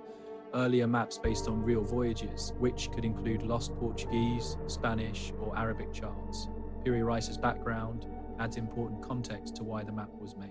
As a seasoned admiral, he had a wealth of first-hand experience with naval trips and access to reports from sailors sailing the Atlantic, Mediterranean, and Indian Oceans. The Ottoman naval archives and his dealings with sailors from different cultures gave Piri Reis plenty of chances to gather geographical knowledge, which greatly boosted the map's accuracy. Originally, this map was part of a larger world map that Piri Reis created, but only a piece of it survives today. It features notes on the edges that give brief explanations, sources, and geographical insights, shedding light on how the Ottomans viewed global exploration and maritime knowledge back then. Today, the remaining part of the Piri Reis map is well preserved in Istanbul's Topkapi Palace Museum, often shown in special exhibits that highlight Ottoman achievements in cartography. When visitors see the map, they can really appreciate the Ottomans' extensive maritime networks, their sophisticated map-making traditions, and their active role in global exploration rivaling what was happening in Europe at the time. Modern studies of the Piri Reis map still capture the interest of historians, cartographers, and marine scholars. Advanced imaging and cartographic research looked into the map's accuracy, possible sources, and its cultural background, providing valuable insights but still leaving some key questions open. Historians are hopeful that more historical documents, shipwrecks, or new archival finds will eventually clarify the map's original sources, its creators, and the depth of Ottoman geographical knowledge. Piri Reis map is an extraordinary piece from the age of exploration. It shows us a mix of historical facts and intriguing mysteries. This map highlights the Ottoman Empire's major role in early cartography, showcasing their navigational skills, their curiosity about the world, and their ability to blend information from different maritime cultures. While some secrets still linger, the map gives us a glimpse into a time marked by daring exploration, cultural exchanges, and the beginnings of our current understanding of global geography. Shifting gears from the complex maps of the Ottoman Empire, we land in the lush lands of Costa Rica, where we find another archaeological wonder, the Costa Rica stone spheres. These fascinating artifacts are perfectly rounded stones of various sizes, scattered throughout the forests, rivers, and fields of the country. The story of these spheres began in the 1930s when workers from a United Fruit Company were clearing jungle areas in the Dis Delta to plant banana crops. As they cut through the dense vegetation, they discovered large, seemingly man-made stone objects. At first, these stones were just oddities or hurdles, but later archaeologists recognized their importance and began to study and excavate them systematically. Made mostly of granodorite, a tough volcanic rock that's hard to shape, the spheres come in different sizes, ranging from just a few centimeters to over 2 meters in diameter. And they can weigh up to 15 tons. Despite their huge size, their craftsmanship is impressive. The surfaces are smooth and perfectly rounded, with an exceptional level of symmetry, something remarkable for pre-Columbian cultures. These spheres are believed to have been created by the indigenous Decree culture, which thrived in the area from about 700 to 1530 CE. This culture was part of the larger Cherokee civilization, developing a sophisticated society with trade networks, advanced agriculture. Yet, beyond these basic historical facts, much remains unknown about their daily lives, their customs, and especially why they chose to create these intriguing spheres. Lack of direct historical records or stories about the purpose of these stones has sparked a lot of debate among archaeologists. One popular idea is that these spheres were used as markers of territory or status, signaling who owned certain lands. The way they were arranged and their sizes might have indicated social standing. Bigger or more beautifully crafted spheres could have belonged to more important people. Another theory connects these spheres to astronomy. The careful way some spheres are arranged suggests they might have lined up with celestial events. Researchers think the local people might have used them as early astronomy tools to track important dates for farming or ceremonies. But while this theory is interesting, solid proof of any planned astronomical alignments is still hard to find, and research is ongoing to clarify these ideas. On the other hand, some historians believe these stone spheres held ceremonial or religious meanings, and many indigenous cultures across the Americas included significant stones in their rituals, viewing them as powerful symbols of stability, eternity, or spiritual links. The smooth and perfectly round shape of these spheres may have represented ideas of perfection and balance in their worldview, possibly being used as focal points in religious ceremonies or community rituals. The biggest mystery, though, is how these spheres were made and moved, shaping hard granodiorite into nearly perfect spheres, especially given their size required a lot of skill, effort, and time. We don't know for sure what tools were used, but archaeologists think a combination of stone and wood tools, along with gritty materials like sand, might have helped smooth out the surfaces. Yet, doing all this without modern technology is a real challenge, leaving historians both amazed and baffled by how ancient artisans accomplished such feats. Transporting these massive stone spheres was no small feat. They've been discovered far away from their known sources of granodiorite, sometimes over tens of kilometers from where they likely came. Shifting these huge stones across thick tropical jungles would have demanded clever planning, lots of people, and solid organization. This shows a level of teamwork and skill that many underestimate in these ancient communities. Similar round stones have popped up in different cultures around the globe, but few match the size, precision, or sheer number found in Costa Rica. For example, spherical stones have been unearthed in places like Bosnia, Scotland, and New Zealand. Still, none have the same level of detail or cultural importance as the ones in Costa Rica. This uniqueness has sparked greater interest in the Dickey civilization and their abilities in social organization and craftsmanship. These stone spheres are more than just artifacts. They're national treasures in Costa Rica. Many are well preserved and displayed in museums, parks, and archaeological sites throughout the country. In 2014, UNESCO recognized some of the sites featuring these spheres as a World Heritage Site, highlighting their cultural and historical value. People visiting Costa Rica often stop to admire these stones, captivated by their symmetry, size, and the mysterious stories behind them. Archaeologists are still at work in Costa Rica, eager to unravel the mystery surrounding these intriguing artifacts, deploying advanced tools like ground-penetrating radar and remote sensing to explore their placement and any possible links to the stars. Scholars are also digging into indigenous stories and traditions to uncover hints about what the spheres might have meant or how they were used. Despite all the modern research and thorough studies, the original purpose of Costa Rica's stone spheres remains a mystery. Every excavation and analysis reveals something new, yet many key questions are still out there. Who made these spheres? What inspired their creation?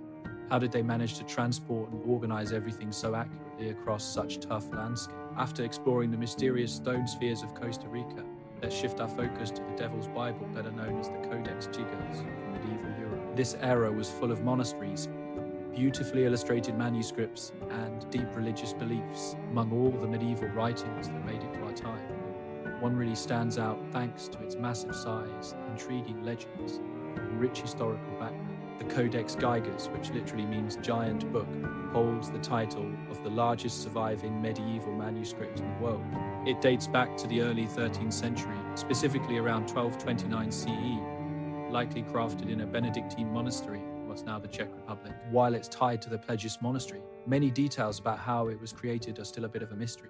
Let's talk about its sheer size. The Codex Gigas is impressive, measuring about 92 centimeters tall, 50 centimeters wide, and 22 centimeters thick. It tips the scales at around 75 kilograms, making it a challenge for anyone to handle on their own. To make this massive book, they used about 160 animal skins, probably from calves or donkeys, to create the parchment for its 620 pages. This fact alone highlights the huge amount of resources, time, and effort that went into making it, showing just how important it was back in the medieval period. And what's inside the book is just as incredible. The Codex Gigas houses a wide variety of religious and secular texts. It has the complete Latin version of the Christian Bible, known as the Vulgate, along with historical records, medical writings, magical spells, calendars, and collections of knowledge from several fields. This range reflects the diverse interests and scholarship of the monks during that time. But why is it called the Devil's Bible? That's mainly due to a striking full-page illustration located near the middle. It's an eye-catching and dramatic image of the devil himself. This illustration is about 50 centimeters tall and shows a monstrous figure crouching with clawed feet, sharp talons, greenish skin, placed alongside holy Christian texts. This depiction is quite unique and has sparked legends and theories about where the manuscript came from and what its purpose was. According to popular legends from medieval times, the Codex Gigas was said to have been written in one desperate monk had just a single night to save himself. This Benedictine man, facing execution for breaking his vows, made a wild promise to his superiors. He vowed to write the greatest book ever all in one night to earn his forgiveness. Midnight crept closer, and he realized he might not finish. The legend says he called upon the devil for help to complete the manuscript. To show his gratitude, or maybe just to acknowledge this dark assistance, he added a portrait of the devil in the book's pages. It's a dramatic story for sure, but most historians think of it as a metaphor. They see it as a way to illustrate the medieval mindset about knowledge, faith, and morality rather than it being a factual account. Still, this striking image keeps the public's interest alive, making the manuscript a popular topic for scholars. When historians dig into the manuscript, they discover it's an incredible collection of medieval knowledge. It seems this book was meant to serve as a reference for the monks. It includes everything from medical texts and magical spells to descriptions of exorcism rituals and biblical scriptures, showcasing the monks' desire to capture all the human knowledge of their time. But contrary to that overnight myth, scholars believe the Codex Gigas was likely the work of one scribe over many years. Analysis of the handwriting shows a consistent style, suggesting one dedicated person carefully crafted the massive tome instead of finishing it in a night. Creating something this big took a lot of planning and effort, highlighting its importance in the monastic community. When we compare it to other illuminated manuscripts of the time, we see both its uniqueness and how it fits into the larger cultural picture. Illuminated manuscripts were common in medieval Europe, often beautifully illustrated, but the Codex Gigas stands out because of its enormous size, wide-ranging content, and unusual themes. This makes it one of the most remarkable examples of medieval bookmaking ever made. The Codex Gigas has had a wild journey through history. It changed hands many times because of wars, political turmoil, and shifts in religion. It stayed in Bohemia until the 17th century. During the 30 Years' War, Swedish troops took it from Prague and brought it to Sweden. Since then, it's been housed there, enduring fierce fires and escaping destruction time and again. Today, you can find the Codex Gigas at the National Library of Sweden in Stockholm. It's one of their most prized possessions. Given its huge size and fragile condition, it needs special care and handling. Creators sometimes put it on display, attracting big crowds eager to catch a glimpse of the famous Devil's Bible. People are often in awe of its massive theologians, stunning illustrations, and the intriguing legends surrounding it. Manuscript gives us a special look into medieval monks' lives, their beliefs, and the knowledge of that time. Scholars today keep studying and preserving it for future generations. They use advanced imaging technology, careful conservation methods, and in-depth research to learn more about the Codex Gigas' history, contents, and how it was made. This research sheds light on medieval society and intellectual activities. But even with all this progress, some mysteries linger about the Codex Gigas. We still wonder who wrote it, why it was created, and how its striking devil illustration was viewed back in medieval times. Research is ongoing, digging through old documents, analyzing handwriting, comparing it with other medieval texts to find answers. Overall, the Codex Jagas represents the rich intellectual culture of medieval Europe. It's a fascinating mix of religious writings, practical knowledge, historical records, and superstition, showcasing the dedication and patience of the monks who painstakingly created it. Now, let's shift gears from the towering Codex Gigas in medieval Europe to ancient Egypt, where we'll explore one of the most famous archaeological finds of our time, the tomb of Pharaoh Tutankhamun. Among the many treasures found in this tomb, there was one standout item, a finely crafted dagger.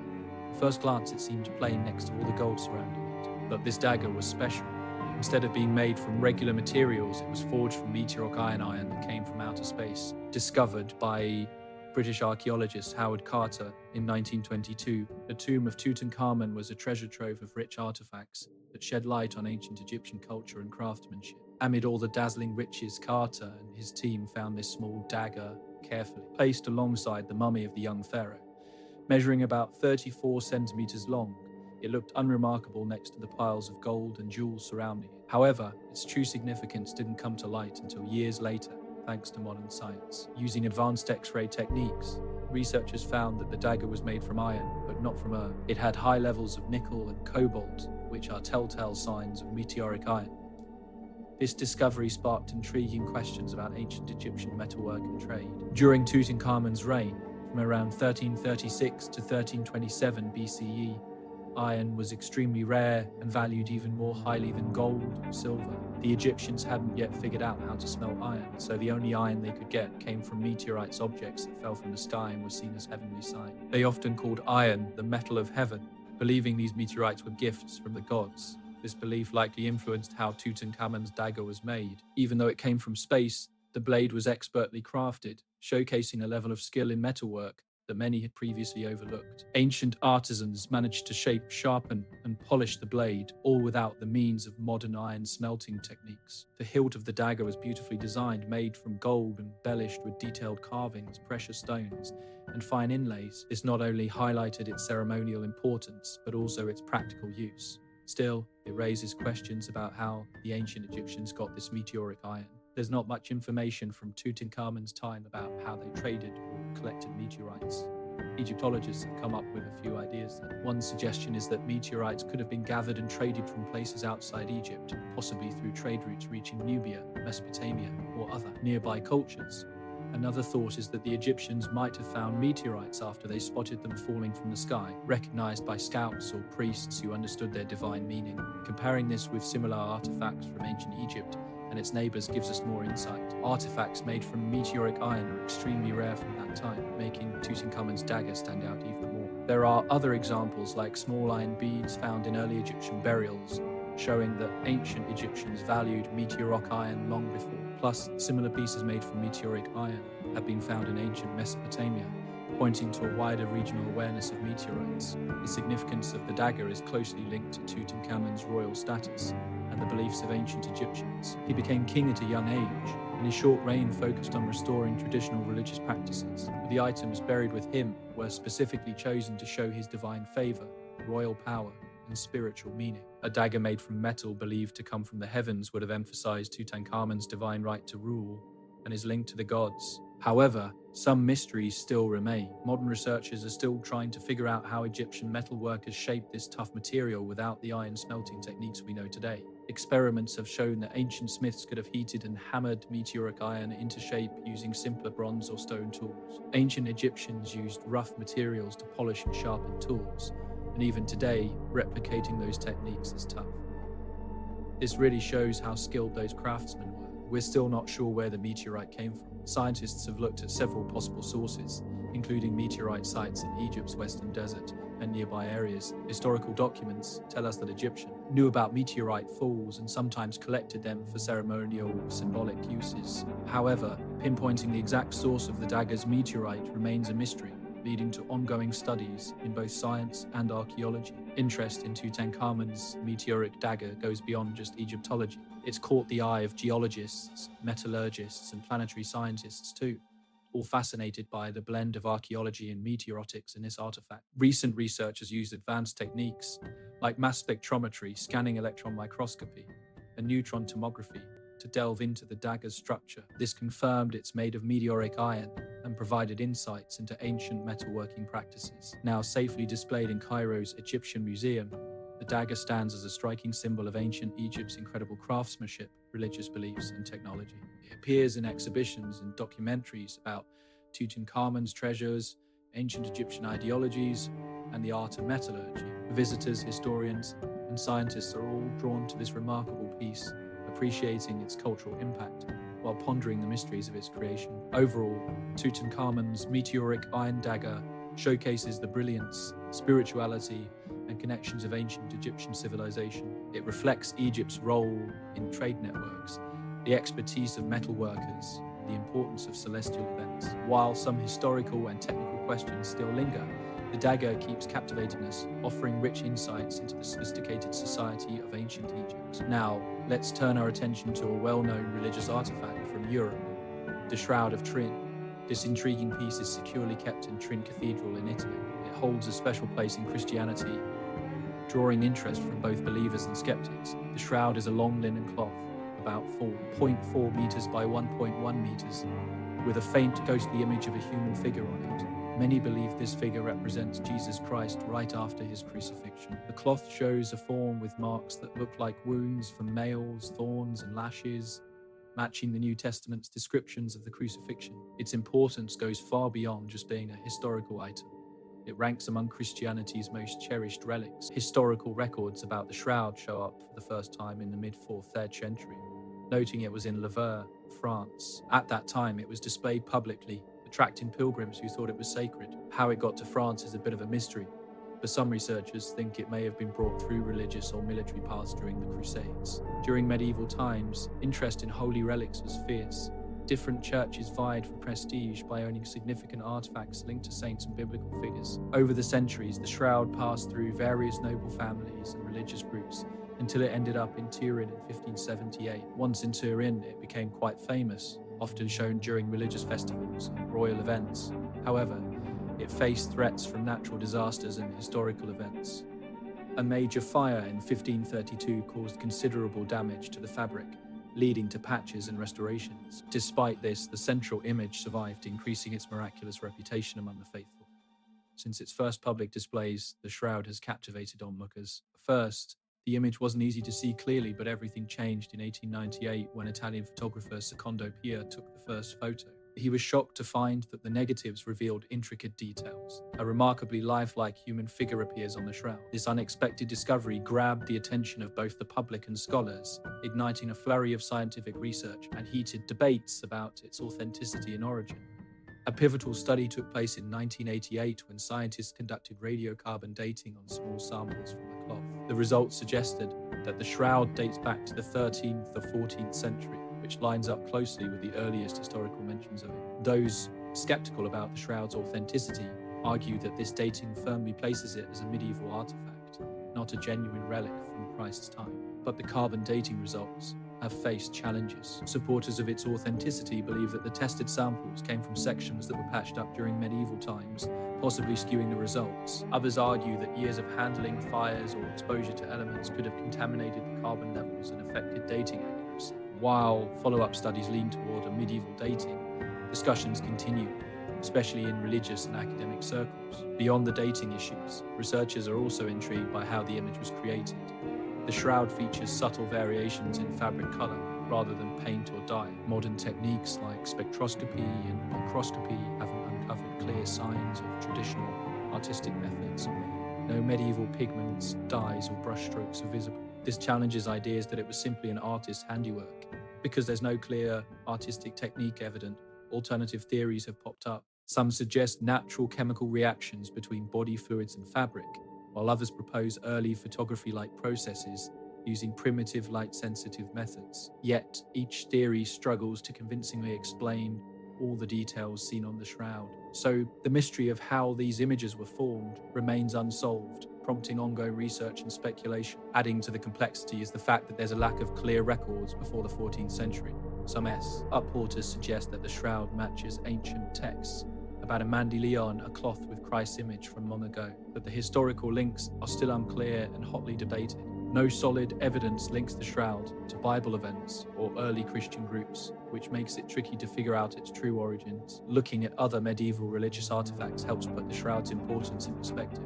Back in medieval Europe, religious relics were all the rage.